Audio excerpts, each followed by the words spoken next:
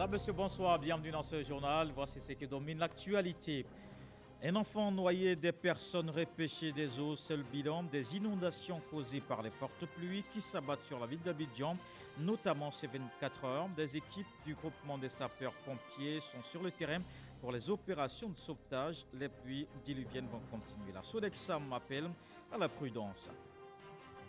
À Yamoussoukro, au Sénat, on a évoqué l'actualité sécuritaire en Côte d'Ivoire, marquée par la mort d'une dizaine de militaires à Kafolo.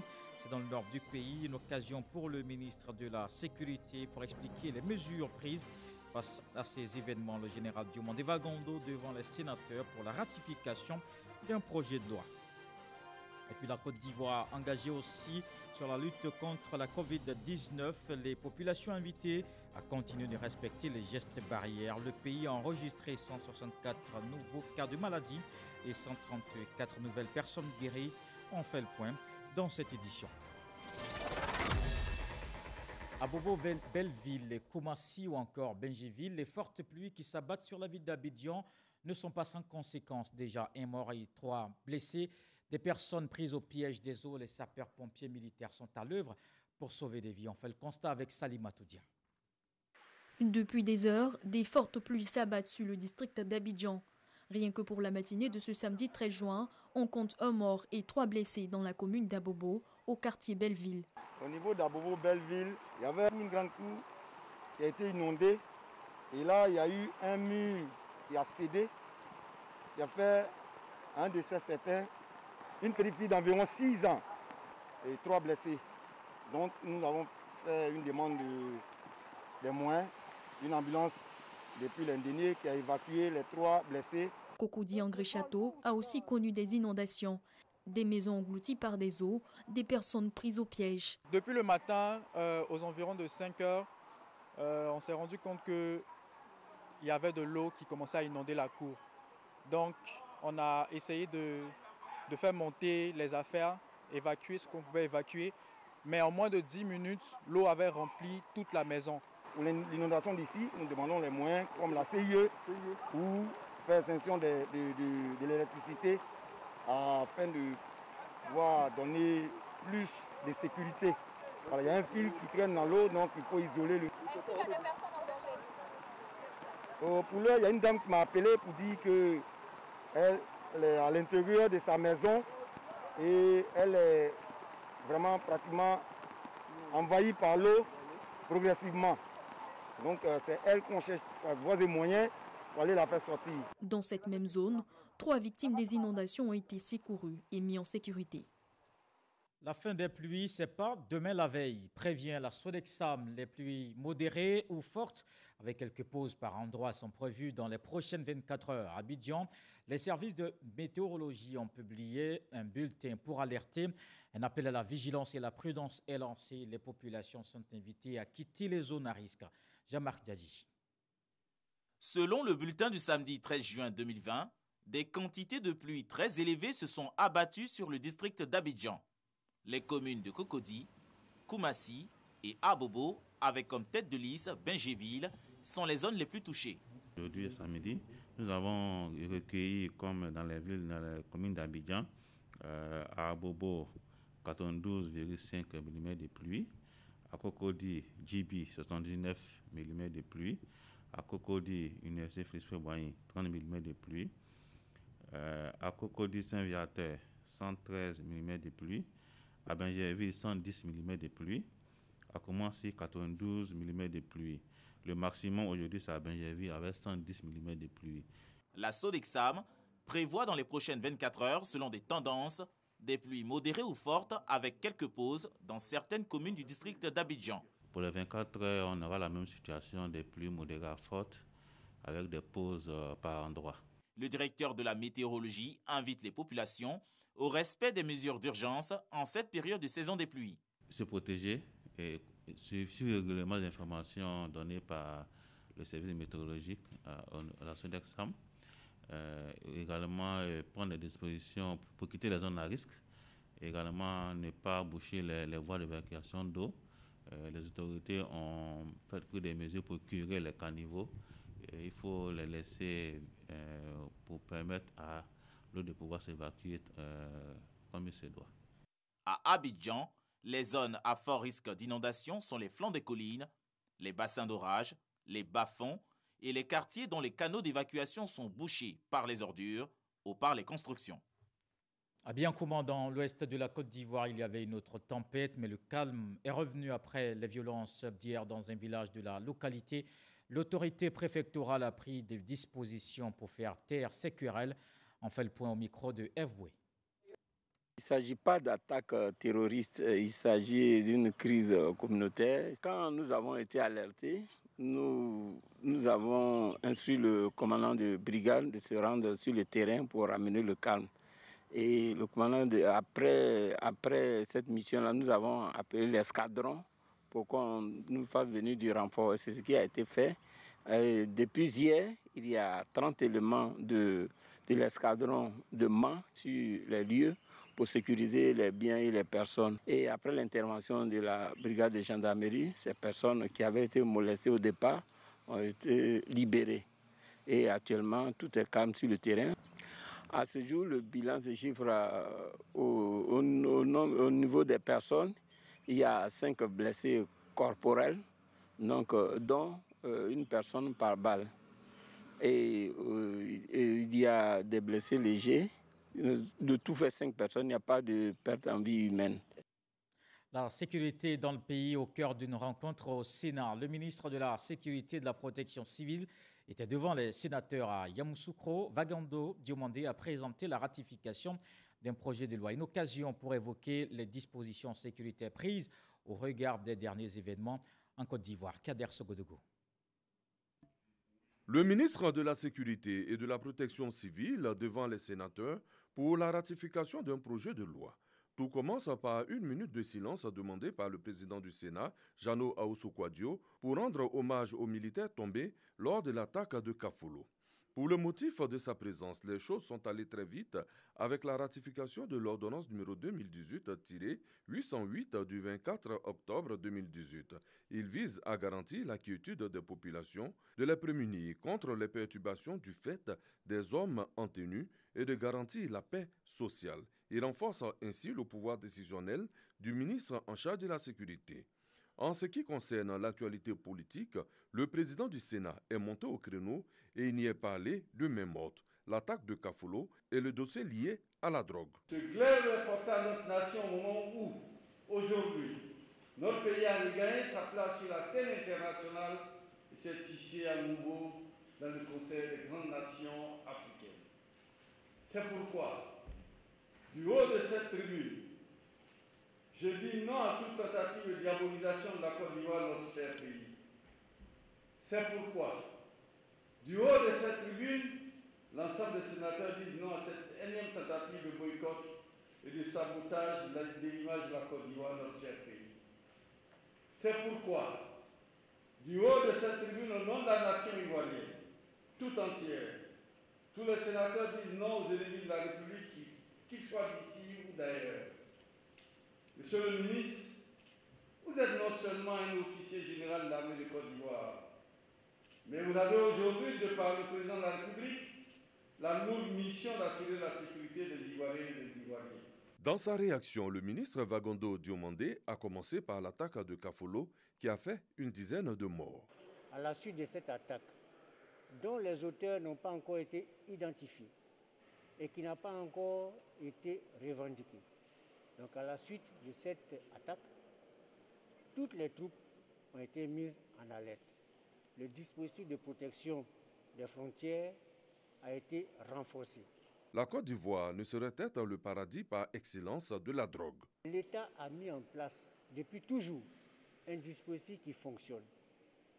J'en veux pour preuve toutes les grandes saisies qui ont été faites depuis plusieurs années en lien avec les polices partenaires, les polices des pays amis, dans le cadre de la coopération policière. Tout le monde connaît la réputation du manque du gouvernement qui a été cité dans cet article.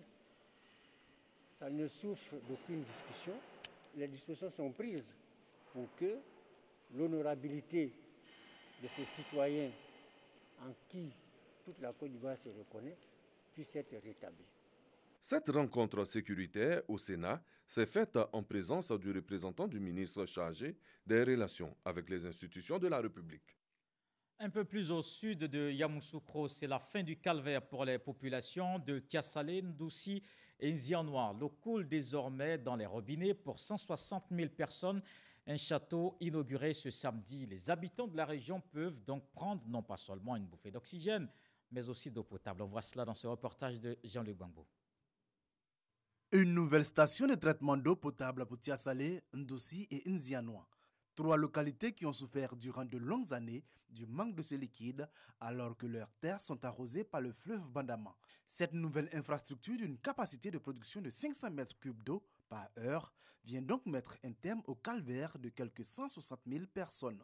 Nous sommes très heureux parce que pendant des décennies, Tiasalé et les villages environnants ont manqué d'eau.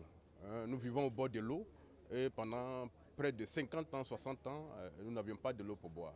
Et aujourd'hui, nous sommes très heureux que le gouvernement ait entendu le cri du cœur des populations. Ce que je voudrais dire, c'est que depuis l'avènement de son Excellence Alassane Ouattara et de son gouvernement aux affaires, notre région est en chantier. Et ça, c'est vraiment, nos parents l'ont compris. Aujourd'hui, ce que nous souhaitons tous, c'est qu'il y ait la paix pour que tout cela puisse se poursuivre. La nouvelle station réalisée par le gouvernement ivoirien vient surtout résorber un déficit en eau potable à l'origine de fréquentes interruptions de l'approvisionnement. Le besoin en eau de cette population s'élève en réalité à 6 000 mètres cubes jour et jusqu'à hier, nous ne produisions que 1 600 mètres cubes jour, ce qui faisait un déficit de 73%, ce qui obligeait l'exploitant, à savoir la SODECI, à avoir recours au délestage qui était dommageable pour les ménages dans la région. Grâce à ce projet, ce déficit de 73% se voit résorbé par la réalisation de cette nouvelle usine. Alimentée à partir du fleuve Bandama, cette station de traitement représente la première phase d'un vaste projet de renforcement de l'alimentation en eau potable de Tiasalé, Ndoussi et Nzianois. Son coût, 4,5 milliards de francs CFA. La deuxième phase, elle permettra de raccorder au réseau national une quinzaine de localités de la zone d'ici 2021. Le ministre de l'Enseignement supérieur veut une année universitaire apaisée à Diamadawa. Adama Diawara a échangé avec les syndicats des enseignants. Il veut surtout sauver l'année académique en cours. Le dialogue sera permanent pour résoudre les problèmes du secteur. Sephora Zegui. Adama Diawara, le ministre de l'Enseignement supérieur et de la Recherche scientifique, face aux syndicats des enseignants et chercheurs du public et du privé. Une rencontre sous forme de prise de contact. Le ministre plaide pour un climat social apaisé dans les universités et grandes écoles. Il les invite également au dialogue permanent, message bien perçu par l'ensemble des 15 syndicats présents. Nous avons des problèmes de paiement pour nos prestations faites au BTS et donc lui-même a voulu s'impliquer véritablement pour que ces paiements soient faits afin que le BTS 2020 se déroule dans les bonnes conditions. Les syndicats sont d'accord pour accompagner, mais il faut aussi tenir compte des réalités pour ne pas braquer la formation, n'est-ce pas, des étudiants. Le ministre est dans une dynamique de dialogue social. C'est aussi la vision de la POSEXI. Insuffisance des salles de TD, enseignants emprisonnés, primes, indemnités de BTS et reprise des cours dans un climat dominé par la Covid-19. Ce sont autant de questions soulevées par les syndicalistes. Adama Diawara promet une issue favorable à leurs doléances.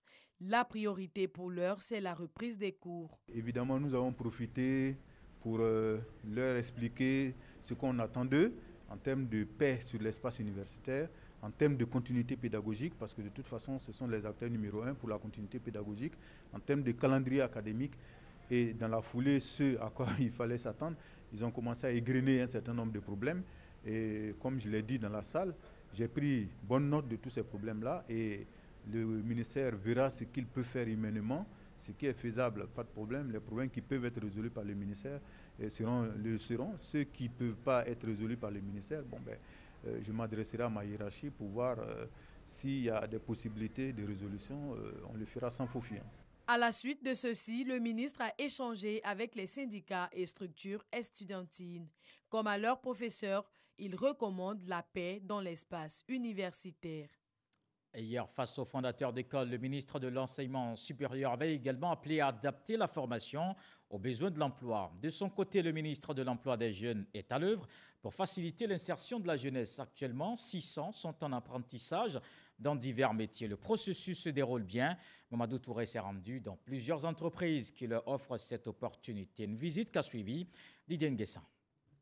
Elohim prépare des tartes. En apprentissage depuis 7 mois, il a acquis les bases de la pâtisserie-viennoiserie, un métier qu'il aura la chance d'exercer d'ici peu.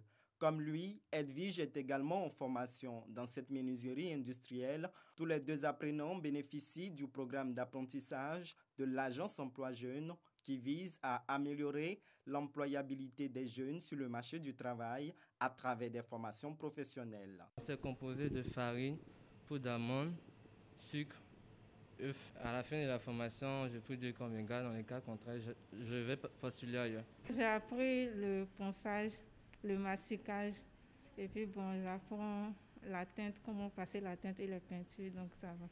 Le ministre de la Promotion de la Jeunesse et de l'Emploi des Jeunes, Mamadou Touré, visite ses apprentis en formation.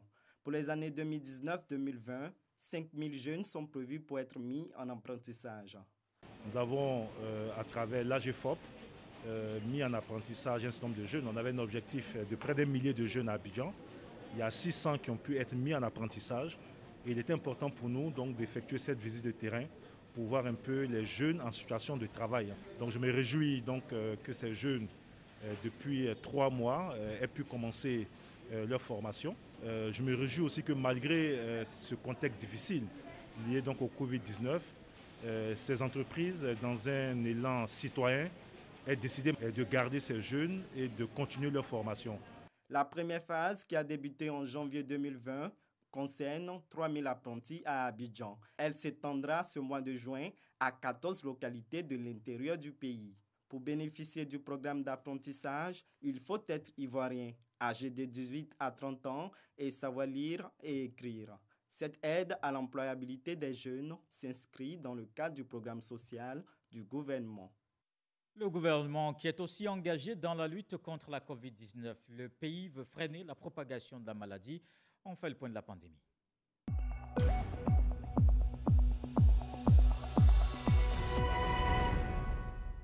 Dans cette lutte contre la Covid-19, les autorités appellent à redoubler de vigilance et au respect des gestes barrières. La Côte d'Ivoire a enregistré de nouvelles contaminations, 164 cas aujourd'hui, ce qui porte à 4 848 cas confirmés au total. Le point avec le directeur général de la Santé. Point de la situation de la Covid-19 au 13 juin 2020. Le ministère de la Santé et de l'Hygiène publique a enregistré ce jour, samedi 13 juin 2020, 164 nouveaux cas de Covid-19 sur 756 échantillons prélevés, soit 21,7% de cas positifs, 134 guéris et 0 décès. À la date du 13 juin 2020, la Côte d'Ivoire compte donc 4 848 cas confirmés, dont 2 397 personnes guéries, 45 décès et 2 406 cas actifs. Le nombre total d'échantillons est de 35 935. Le ministre de la Santé et de l'Hygiène publique rappelle que la pandémie n'est pas terminée. Le virus est là et il circule dans notre pays.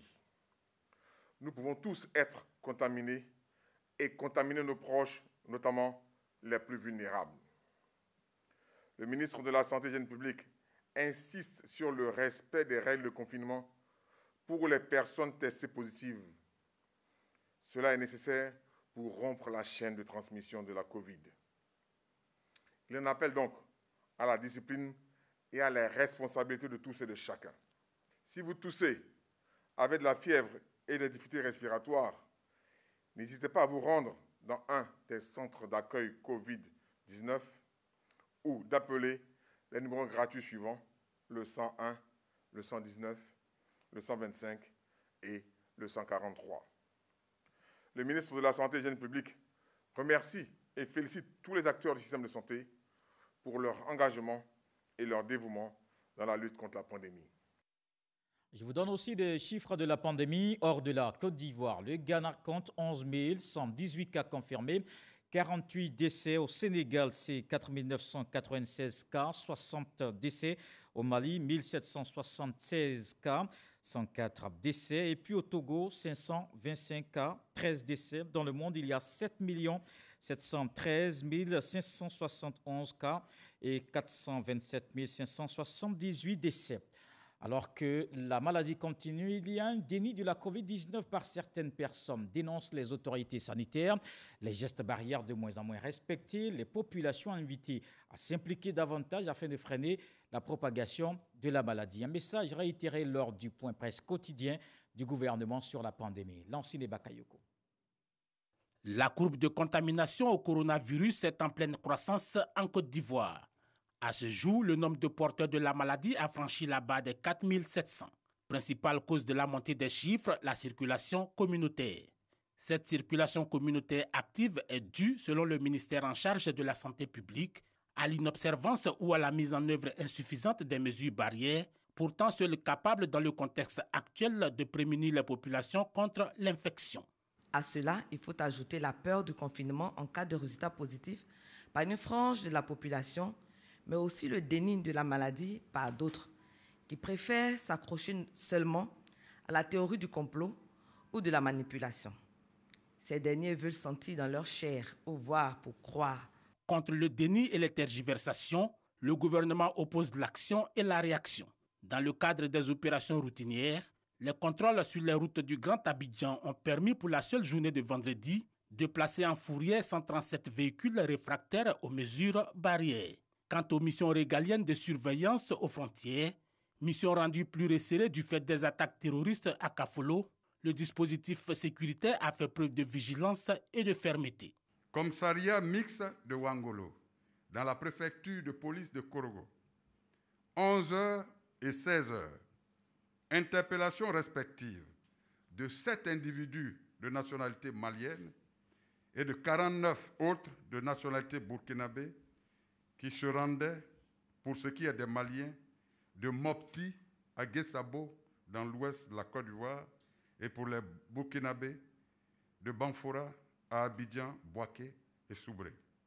Les Maliens ont été refoulés au poste de Kakoli, frontière Mali, et les Burkinabés à celui de Yendéré, au Burkina Faso, pour contournement frauduleux des voies d'accès officielles à notre pays. Couper les principales voies de transmission du virus, mais également maintenir la paix à l'intérieur des frontières ivoiriennes. Voilà les axes de défense des pouvoirs publics sur lesquels aucune concession ne sera acceptée. Et loin du déni, manipulation ou autres actes dénoncés par les autorités, il faut l'admettre. La Covid-19 est bien une réalité. Les actions se multiplient pour aider la Côte d'Ivoire à faire face à la lutte engagée contre la pandémie. Les Libanais de Côte d'Ivoire apportent leur contribution. La communauté a fait don de kits de prévention au gouvernement et dont réceptionnés par la ministre Mariette Koné. Et comme on vient de le voir, pour freiner cette pandémie, la solidarité se veut manifeste et pour cause. Tous les secteurs d'activité sont impactés par la maladie. Les femmes de l'informel de Beaunois ne sont pas oubliées.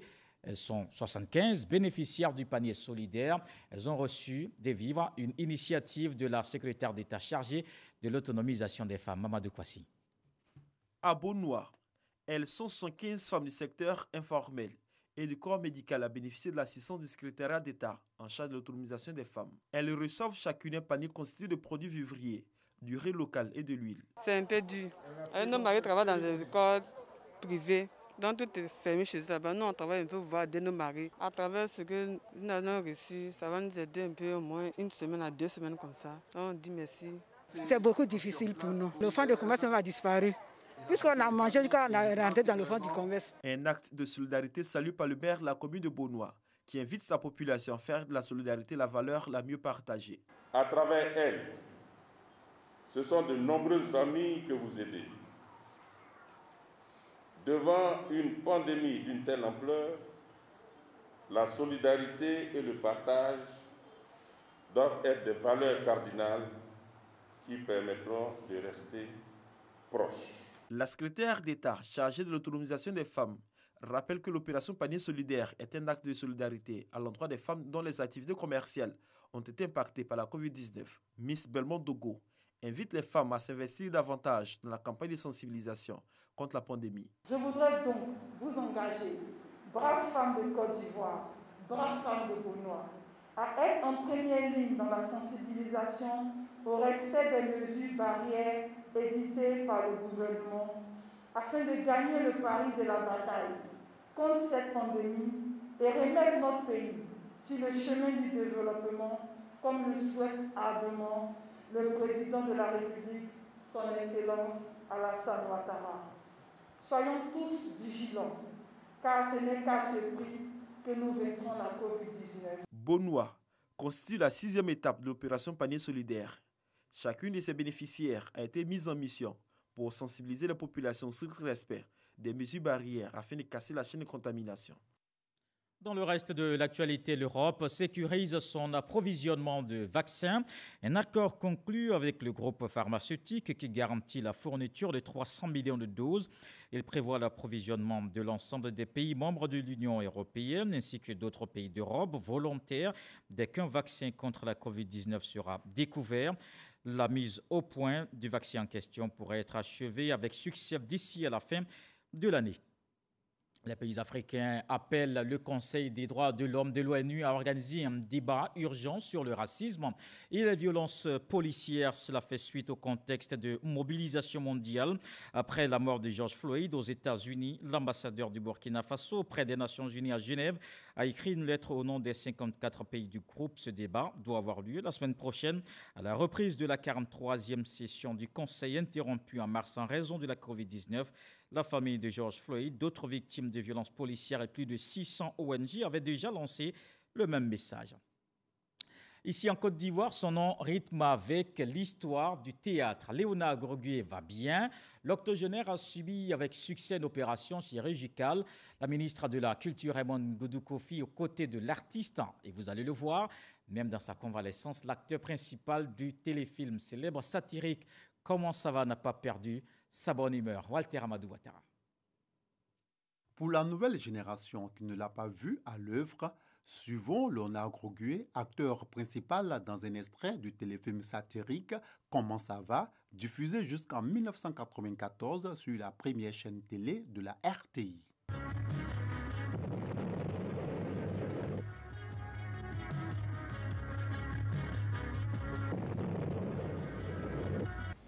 Bonjour monsieur. Bonjour, vous avez tous vos papiers là? Oui, bah. Bien. C'est du cahier tapé où le cahier François. Aïe. Mais, vous savez, il a un drôle de nom. Du cahier tapé où vous dit? Gazécagnon François. Vous avez fait les analyses, hein? Oui, docteur. C'est comme vous avez ce matin, hein? Si. Bon, ça c'est la cardiologie. Et puis on me dit ça c'est le laboratoire. Oui, on me dit de faire pipi là. Oui, c'est ça. Ça c'est les urines. Aujourd'hui, âgé de 81 ans, avec un parcours professionnel bien rempli, il résiste à la maladie.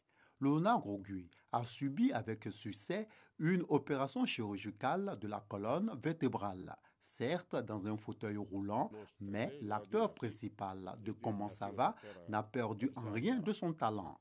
D'ailleurs, ici, il invite naturellement les populations au respect des gestes barrières contre la Covid-19. Portez ça. Portez ça. Ne dites pas que oui, je mets ça dans la poche. C'est pas dans la poche qu'il faut mettre, hein. C'est sous le nez, cache le nez, il faut mettre. Parce que quand vous parlez là, ça sort là. Ah bon. Donc c'est pour ça qu'il faut toujours cacher, non seulement pour soi-même et pour les autres aussi en face. La ministre de la Culture et de la Francophonie est venue au nom du président de la République, Alassane Ouattara, s'enquérir des nouvelles de Léonard Grogué. Ça va très bien. À part la petite maladie qui m'a giflé, mais je lui ai donné Cocota. Elle va s'en aller, hein? Ça va. Les médecins qui m'ont traité, je leur dis merci. C'est pas facile, hein?